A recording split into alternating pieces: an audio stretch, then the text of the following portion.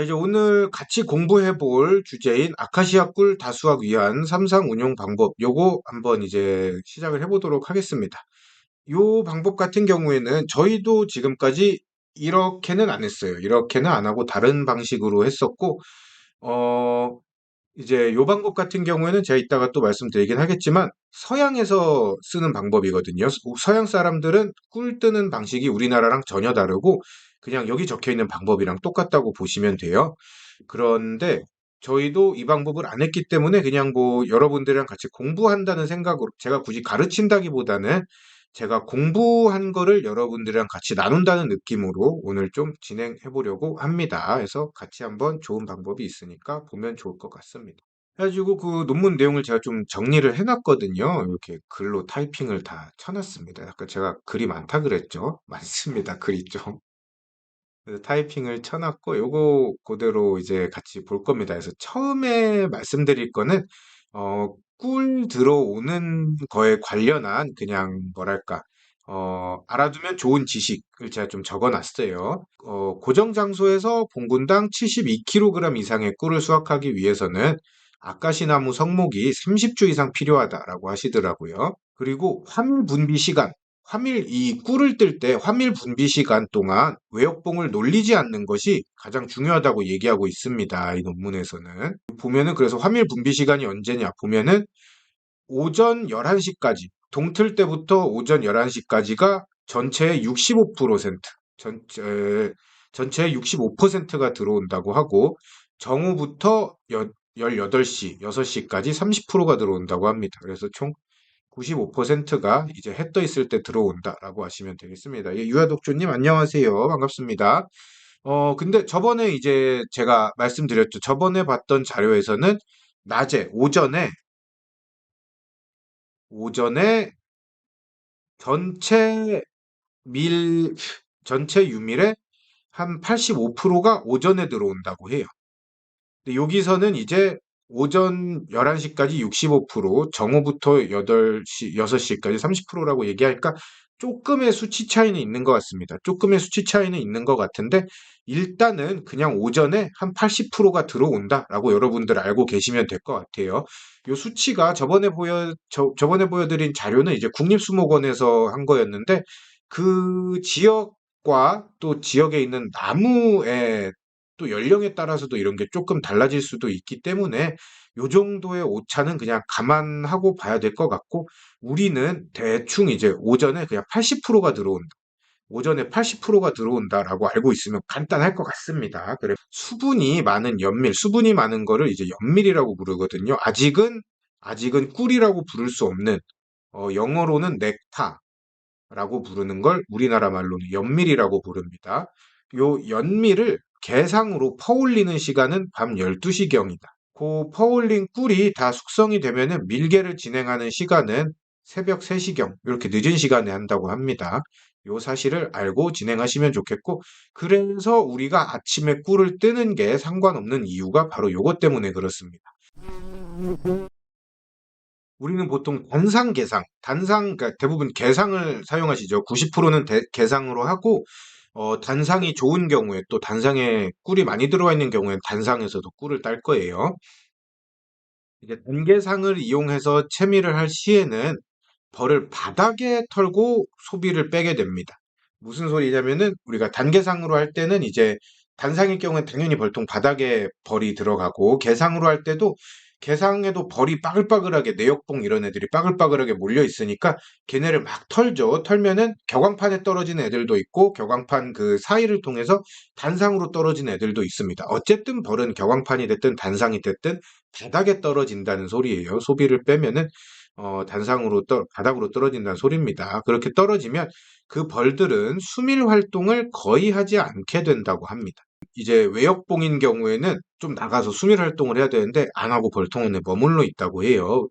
채밀한 공소비를 채밀을 하고 나서 공소비화 시킨 다음에 벌통에 다시 넣어주더라도 내역봉은 소비를 정리하고 외역봉은 소문 쪽에 집결해 있는다라고 이제 말씀을 하시더라고요. 이런 식의 행동 양태를 보였다라고 주장을 하셨습니다. 요게 이제 우리가 꿀을 딸 때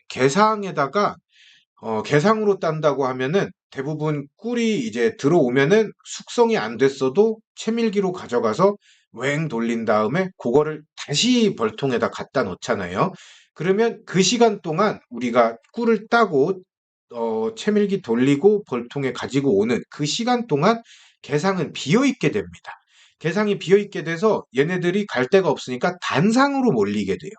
그래서 단상으로 몰려있던 애들이 소비를 다시 넣어주면은 위로 와가지고 위에 있는 소비에 붙게 되는데, 그때 내역봉들은 집을 정리합니다. 다시 꿀도 막 여기저기 묻어있고 하니까 꿀 빨아먹고 집이 망가졌으니까 집도 수리하는 일을 하는데, 그때 외역봉은 집이 많아졌으니까 나가야겠다 하고 나가는 게 아니라 뭘 할지 몰라서 가만히 있는다고 하는 소리입니다. 가만히 있게 된대요. 원인은 많은 수의 벌이 갑자기 좁은 공간으로 몰리기 때문에 이동이 용이치 않은 것이 원인으로 보인다고 합니다. 이런 현상이 발생하기 때문에 결론은, 따라서 외역봉의 원활한 외역을 돕기 위해 오전에 꿀 저장 공간을 건드리는 작업은 되도록 피해야 한다라고 주장을 하는 겁니다. 왜 그러냐면 오전에 전체 유밀의 80%가 들어올 정도로 오전 유밀량은 상당히 많은데, 오전에 소비를 빼버리면은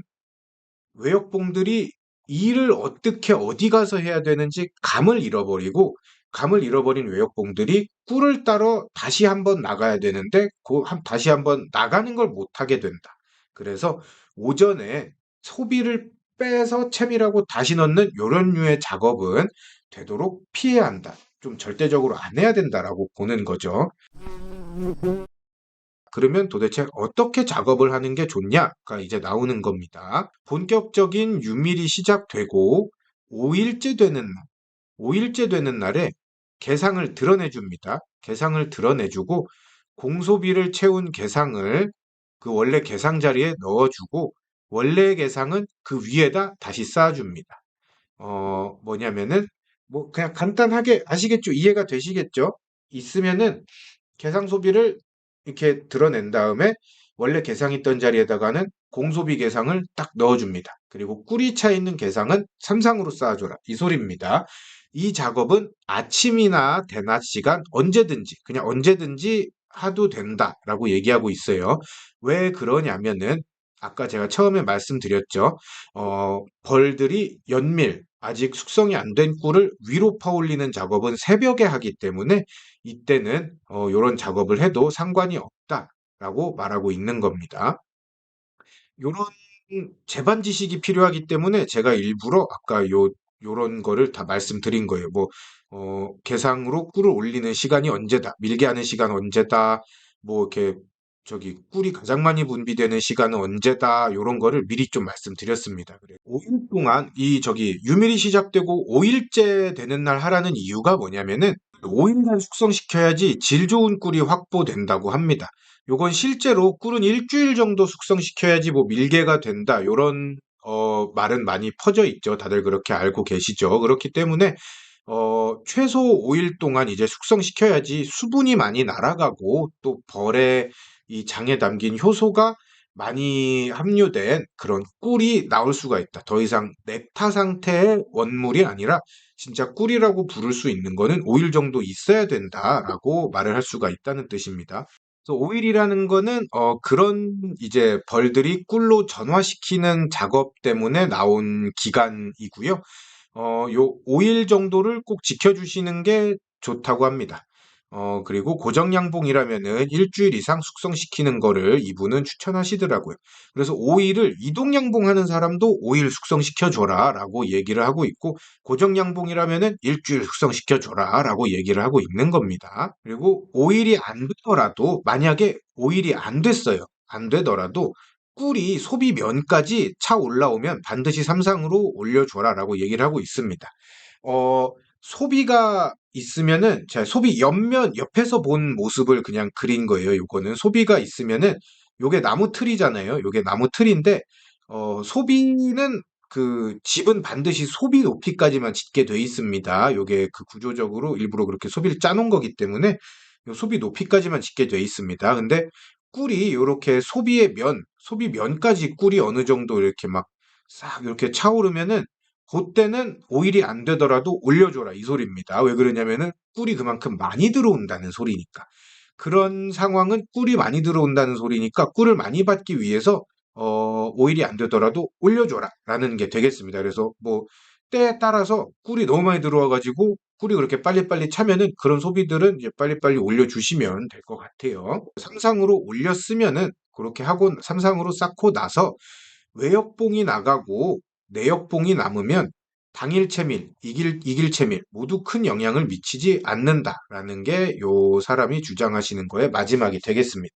그래서 이런 식의 방법으로 삼상을 쌓고 나면은 이제 낮에 외역봉들은 외역 활동을 하러 잔뜩 나갈 거예요. 벌통에 거의 한 40%가량의 외역봉들이 잔뜩 나가면은 안에는 벌통의 60%가량의 이제 내역봉들이 남게 됩니다. 그 내역봉들이 남아 있을 때는 이제 삼상을 올리고 나서 당일에 채미를 하든 그 다음날에 채미를 하든 벌들의 외역 활동에 큰 영향을 미치지 않는다. 왜냐? 벌들이 꿀을 퍼 올리거나 저장할 수 있는 그 공간이 이미 개상에 존재하기 때문에가 결론이 되겠습니다. 그래서 중요한 거는 빨간 글 해놨습니다. 중요한 거는 꿀 다수학에는 채밀 작업보다 집을 쌓아 올려서 벌을 건드리지 않고 작업 공간을 확보해주는 작업이 더욱 중요하다. 요거 포인트로 하시면 돼요. 우리가 꿀 다수학 얘기를 하면서 들어오면 그때그때 따야 된다 얘기를 하지만 사실은 질 좋은 꿀을 따고 또 질 좋은 꿀을 떠나서 원래 꿀이라는 개념의 꿀을 많이 따기 위해서는 채미를 우리가 집중할 게 아니라 작업 공간을 확보해주는 작업이 더욱 중요하다.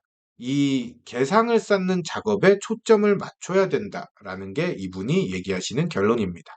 그래서 삼상에 국한하지 말고 벌이 많고 꿀이 많이 들어온다면은 사상도 쌓고 오상도 쌓고 그런 식으로 계속 쌓아주는 게 꿀을 다수확할 수 있는 방법이다라고 말을 하고 있습니다. 여기 되게 이분이 생각하시는 포인트인 것 같아요. 요 말이. 제가 요 말을 제가 임의로 적은 게 아니라 그 저기 페이퍼에 나와 있는 그거를 말을 다 옮겨온 거거든요. 그래서 이분 생각 그대로 옮겨온 건데 요게 이제 이분이 말씀하시는 이 방법론을 제기한 가장 중점적인 방법이고 이분의 꿀 따는 방법론의 중심이 되는 것 같아요. 꿀 많이 따고 싶다고 해서 계속 채밀기 돌릴 생각하지 마라. 여기서 무슨 말 했냐면은 채밀 돌린다는 게 채밀 돌리기 위해서 꿀장을 빼낸다는 게 벌의 생리에 있어서 전혀 좋을 이유가 없다. 왜 그러냐면 단적으로 봐라 그냥 집을 빼버리는 거기 때문에 애들이 갈 길을 잃어버려서 채비를 자주 돌린다는 게 벌의 생리에 전혀 좋을 게 없다. 그러니까 그 집을 빼지 말고 집을 오히려 쌓아주는 게 집을 오히려 확보해주고 쌓아주는 게 꿀을 더 다수확할 수 있고 벌들이 작업하는데 방해가 안 되는 길일 거다라는 게 요분이 가진 이 생각의 중심인 것 같습니다. 이제 요 글을 제가 요 부분을 읽으니까 제가 이 논문에 믿음이 가더라고요. 왜 그러냐면은 이제 제가 양봉 막 배우면서 물론 우리나라에 잘하시는 분들한테도 제가 계속 여쭤보고 막 그러면서 계속 배워왔는데 서양 사람들 건 저는 되게 많이 봤거든요. 서양 사람들 거를 저는 되게 많이 봤는데 꿀을 따는 방법 자체가 우리나라랑 아예 달라요. 제가 그래서 야, 이렇게 다를 수가 있나? 얘네는 미론이 많아서 이렇게 하는가 싶었는데 어떤 식으로 하냐면은 서양 사람들이 이제 단상이 있으면은 개상벌이 되면은 개상벌을 쌓고 그 다음에 삼상을 쌓아줍니다. 삼상 얘네는 기본 삼상에서 시작을 해요. 삼상을 쌓아준 다음에 사람마다 다른데 대부분 여기다 격앙판을 쳐요. 이거는 분봉을 방지하려고. 이 사람들은 분봉 나가는 게 싫어서 분봉 방지하려고 대부분 여기에다가 격앙판을 쳐줍니다. 여기에다 쳐주고 이제 여기에서부터 꿀을 따는 거예요. 삼상에서부터 이 사람들은 꿀을 따는데 이게 차면은 이게 차면은 빼서 가져가서 꿀을 따는 게 아니라 이게 차면은 이거를 올리고 여기에다가 공소비를 넣어줘요. 여기에다 공소비를 넣어줘요. 서양 사람들이.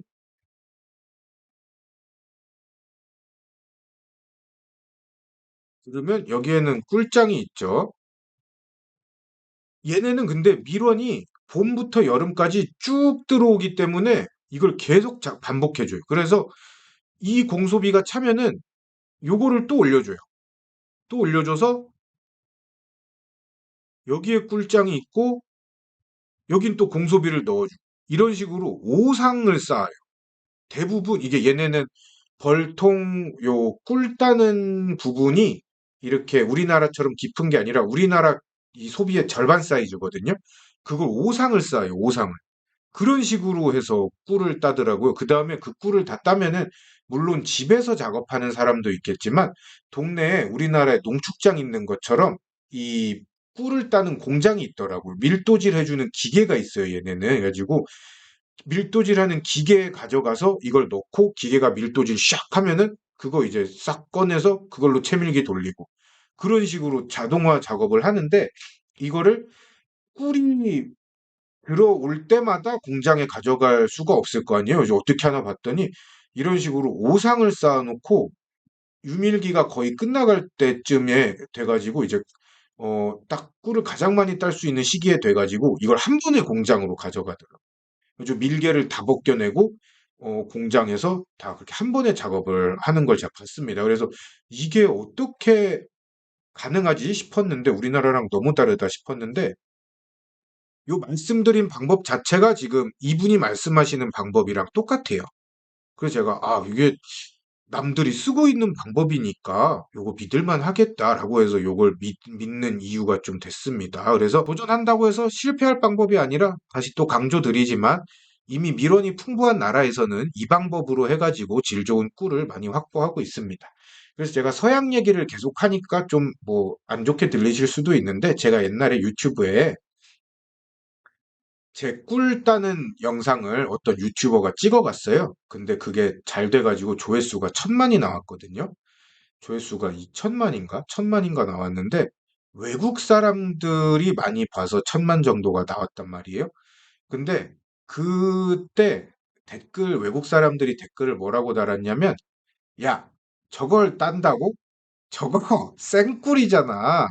저거 이씨 숙성도 안 되는데 왜 따? 저건 진짜 꿀이 아니야. 이런 댓글을 영어로 어마어마하게 달아놨어요. 근데 이게 제가 걷다 대고, 야, 우리 다 이렇게 했다라고 얘기를 할 수가 없잖아요. 이거 얘기해도 이상한 거고, 변명하는 순간 이상한 거란 말이에요.